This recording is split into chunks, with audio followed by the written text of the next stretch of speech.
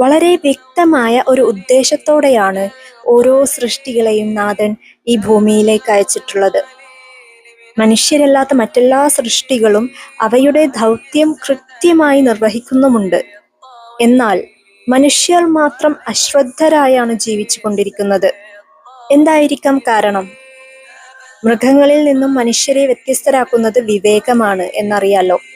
ഈ വിവേകം വികാരത്തിനുമേൽ പ്രയോഗിക്കാനാവുക എന്നതിൽ മനുഷ്യർ പലപ്പോഴും പരാജയപ്പെട്ടു പോകുന്നു. മൃഗങ്ങൾക്ക് വികാരം മാത്രമേ നൽകപ്പെട്ടിട്ടുള്ളൂ. അതിനാൽ അതിനനുസൃതമായേ അവക്ക് ജീവിക്കാനാകൂ. മലക്കുകൾക്ക് വിവേകം മാത്രമാണ് നൽകപ്പെട്ടിട്ടുള്ളത്. അവർ അതിനനുസരിച്ച് സദാ ഇബാദത്തിലായും കഴിയുന്നു. ഇവിടെ മനുഷ്യരെ ഉത്കൃഷ്ടരാക്കുന്നത് വികാരവും വിവേകവും ഇവ രണ്ടും നൽകി നിനക്കിഷ്ടമുള്ള പോലെ ജീവിക്കാം എന്നൊരു ഫ്രീ വിൽ നൽകിക്കൊണ്ട് റബ്ബ് നിരീക്ഷിക്കുകയാണ്.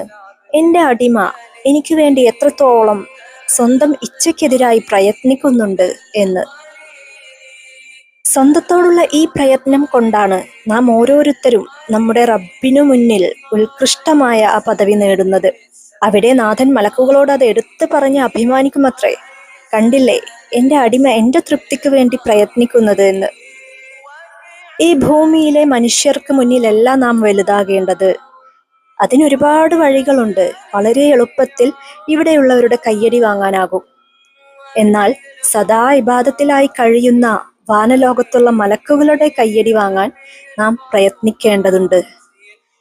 അത് പുറത്തൊന്നുമല്ല, നമുക്കകത്താണ് പ്രയത്നിക്കാനുള്ളത്.